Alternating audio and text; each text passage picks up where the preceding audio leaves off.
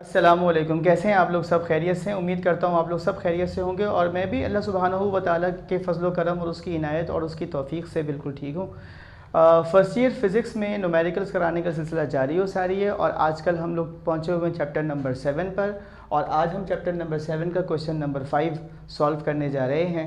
इस क्वेश्चन में भी हम दो बुनियादी फार्मूलाज़ को डिस्कस करेंगे जिसमें हमने वेलोसिटी निकालना सीखा था जब हम काइनेटिक एनर्जी को पोटेंशियल एनर्जी के साथ कंपेयर करते हैं। याद रखिएगा किसी भी ऐसे न्यूमेरिकल में जहाँ पर आपको वर्क एनर्जी इक्वेशन की ज़रूरत पेश आए या वर्क एनर्जी थ्योरम की ज़रूरत पेश आए तो वहाँ पर आप वेलोसिटी निकालने के लिए हमेशा फार्मूला यूज़ कर सकते हैं कि kinetic energy is equals to potential energy, यानी half mv² is equals to mgh, जिससे वेलोसिटी बिल आखिर निकलती है √2gh के बराबर। ठीक है, इसमें g कांस्टेंट है, h अमूमन सेंटीमीटर में दिया जाता है जिसको मीटर में कन्वर्ट करने के लिए हम क्या करते हैं 100 से इसको डिवाइड कर देते हैं। अलबत्ता 2 इसका कांस्टेंट नंबर है तो इस तरह से √2gh से हमारे क्या निकल आती है velocity, that is in metre per second. ठीक है, तो क्वेश्चन को सॉल्व करते हैं बड़ी आसानी के साथ। Chapter number 7 first year physics से question number 5, what is the volume rate. Volume rate का मतलब है वॉल्यूम डिवाइडेड बाय टाइम। किसी भी चीज़ का रेट पूछा जाए ना तो उसका मतलब होता है वो डिवाइड हो रहा है किससे, टाइम से। वॉल्यूम रेट का मतलब होगा volume divided by time. Concentration अगर डिवाइड हो रही है टाइम से तो उसको कहते हैं rate of reaction.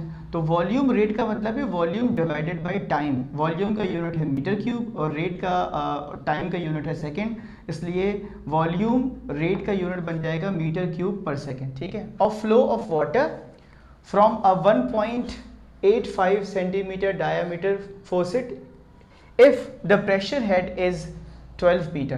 Pressure head is 12 metre का मतलब ये है कि आपको हाइट भी गिवन है। अब इसमें देखो हमें मालूम क्या करना है, हमें दो चीज़ें गिवन है। एक तो गिवन है हमें डायामीटर, ठीक है, दूसरी चीज़ हमें गिवन है इसकी हाइट, बाकी और कोई चीज़ गिवन नहीं है।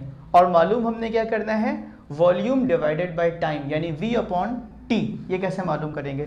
तो जब सवाल जहाँ से शुरू हो रहा है ना, सवाल की सेहत जहाँ से शुरू हो रही है, समझें इसका स्टाइल ये होना चाहिए कि डेटा में आप लिखेंगे v/t, ये बन गया वॉल्यूम रेट। ठीक है, डायमीटर गिवन था, उसी तरतीब से डेटा बनाइए जिस तरतीब से आपको क्वेश्चन में लिखा दिया जाता है। ठीक है, तो 1.85 सेंटीमीटर है, जाहिर सी बात है, मैंने आपको अभी इंट्रोडक्शन में बताया था कि डिवाइड करेंगे 100 से तो ये बन जाएगा मीटर।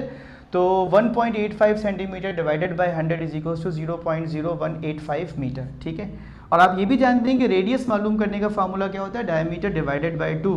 तो रेडियस था 0.0185, डिवाइडेड बाय 2 करूँगा तो रेडियस आ जाएगा मेरे पास 9.25 10⁻³ मीटर। ये मेरे पास रेडियस आ गया। रेडियस हमने क्यों निकाला? क्योंकि हमने एरिया में ना आर लिखना होगा रेडियस को। एच हमें दिया हुआ था 12 मीटर तो मैंने लिख दिया H is equal to 12 metre. Thank you so much Hamad बेटा, सही है। अब यहाँ पर एक काम करते हैं, यहाँ से लिख देते हैं सोल्यूशन ताकि आपको आसानी हो जाए कि हमने क्या किया। अच्छा जी, by the volume rate of flow of fluid का वॉल्यूम रेट निकालने के लिए फार्मूला होता है v/t। ये बेटे वॉल्यूम है, ये टाइम है, is equals to area multiply by velocity, equation number 1। अब सवाल पैदा होता है कि चलो एरिया तो हम बना लेंगे πr² से, v का क्या करें? तो मैंने आपको शुरू में बताया था ना, v निकालने के लिए क्या करते हैं, kinetic energy is equals to potential energy.